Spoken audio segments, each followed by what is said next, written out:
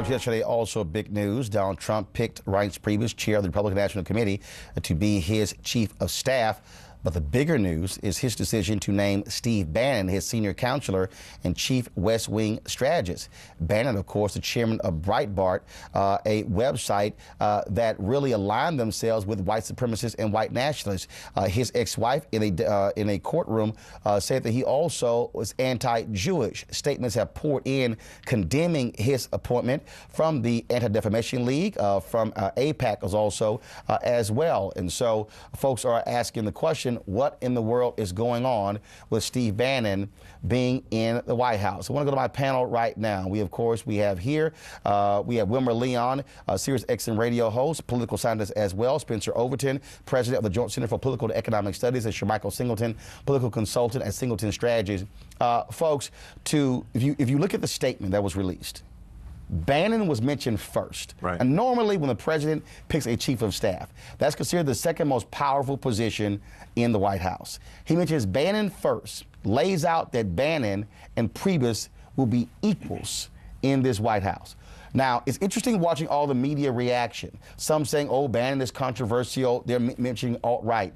The reality is Steve Bannon is, for many, one of the leaders of this so-called alt-right, which is really white supremacists, white nationalists. Shermichael, I want to start with you. What does it say that Donald Trump will pick a clear and undeniable white nationalist as his chief strategist?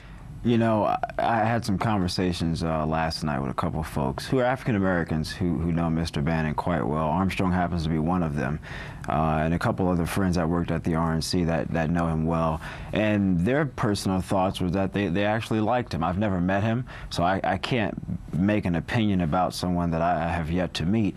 But if you recall, Karl Rove was George W. Bush's senior strategist and arguably had probably more influence on his administration than his chiefs of staff throughout his 8 years. So I don't think there's anything unusual about this. But here's the difference, and I get that particular perspective there.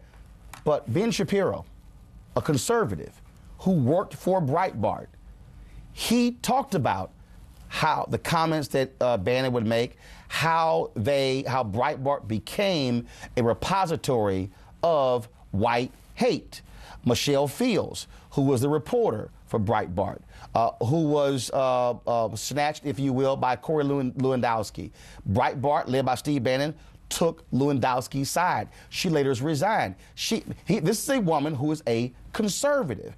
And so the people these are white conservatives who have said what this guy is like on the inside running that organization. You're judged by the company that you keep.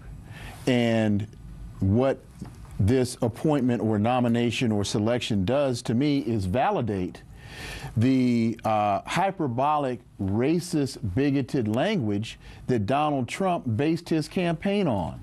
This is angry.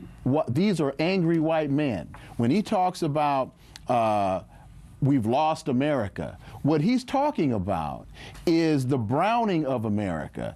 And he's bringing in people, not only Bannon, but also Newt Gingrich, talking about Barack Obama as a Mau Mau president.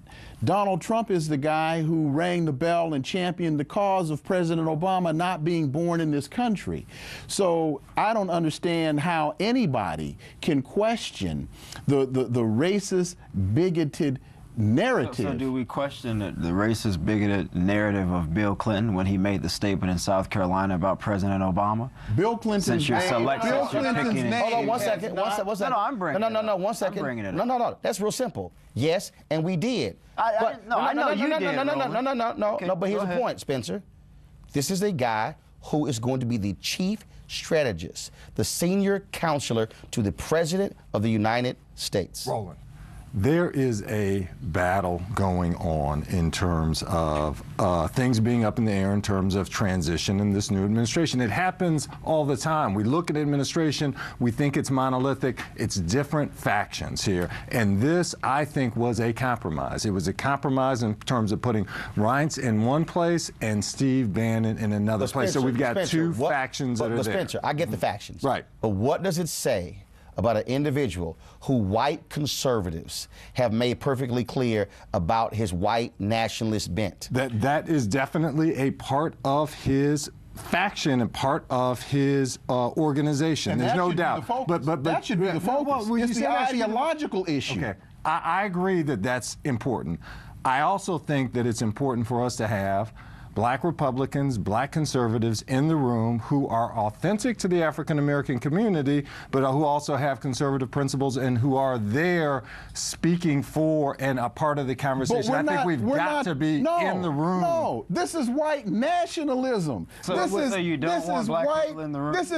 No, that's not the point. Asking. That's not the point.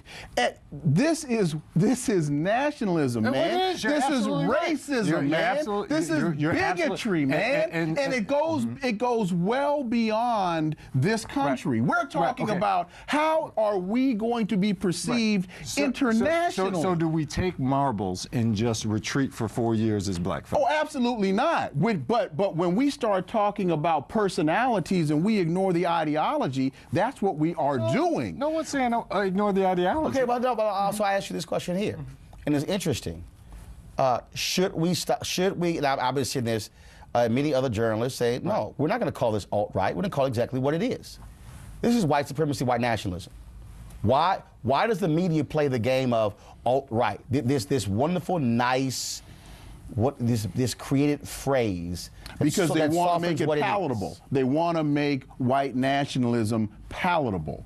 And nobody wants to sit down and honestly say that America has selected not only an admitted sexual predator, but an admitted white racist to run the country. What was interesting, again, the ADL came out very aggressively against Steve Bannon.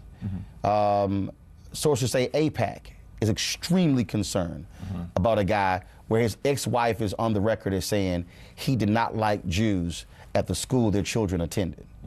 That's problematic, Shermichael, for somebody who literally is advising the President of the United States in 2016. I understand that, but people should keep in mind he's not going to be the only person advising the President. You have Reince Priebus, you're going to have other senior advisors, you're going to have Kellyanne Conway, you're going to have cabinet members, and so I think it's naive to think that Steve Bannon so are we saying is going to be the only influence are you saying on President-elect Trump? We're cool with the white nationalists advising the President of the United States? What I am saying is that it is naive to have the presumption that he's going to be the only person advising the President. He shouldn't be anywhere in the room. Should he, to Wilma's point, should he be advising the President? Nowhere in the room. That's a decision that the President-elect No. I'm asking that. I'm asking not your the opinion. President-elect, Spencer, so I don't have an opinion on that. Should he be advising the President of the United States? I'm glad he's not Chief of Staff. What is wrong with this? I don't get this. What is it that you guys can't see about a white nationalist sitting right next to the President of the United States? I'm not saying I endorse it. I'm saying there was a battle and Steve Bannon could have easily been the Chief of Staff.